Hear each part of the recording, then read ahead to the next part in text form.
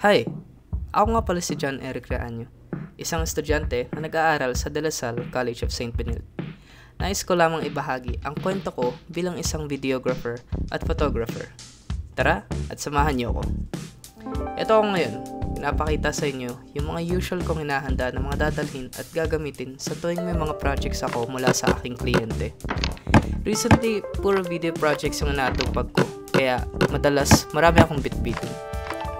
Laking pasasalamat ko na rin sa aking mga parents sa pagsuporta sa aking kagustuhan. Dami na rin talaga nilang nagastos para sa akin. Kaso minsan, may pressure ako sa sarili ko. Kasi iniisip ko na baka hindi magustuhan ng iba yung gawa ko. Napapaisip tuloy ako. Bakit nga ba ito yung pinili ko? Nice! Sideline ulit. Yes! Another income, another blessing. Alam niyo, natutuwa talaga ako kapag sinasabi nila ang ganda raw ng mga works ko and super kong na-appreciate yun. Wala lang, ang sarap lang sa pakiramdam na makikita nila yung mga bagay na pinaghihirapan mo. Minsan, may mga araw na madalas akong nasa labas o di kaya puro puyat at nag-e-edit na inaabot na hanggang madaling araw. Tapos, darating pa sa point na nakakawalang gana kasi paulit-ulit yung ginagawa ko. Tapos, may mga iba pang projects na maraming demands pero mababa lang yung binibigay. Pero iniisip ko na lang na sa bagay, nagsisimula pa lang din naman ako. Tsaka iniisip ko na rin na it's a great opportunity para matuto at mas mag-improve pa ako para sa sarili ko. At ayan na nga, nakauwi na akong pagod-pagod.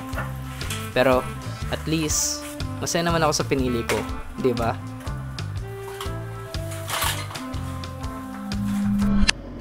Hala, deadline nga pala ng portfolio ko. Pwede kong malagay.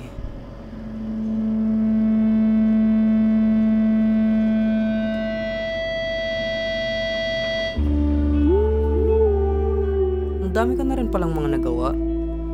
Naisip ko pang baka hindi magustuhan ng iba yung gawa ko. Tapos napagtanto ko pa na parang hindi ako nag-i-improve.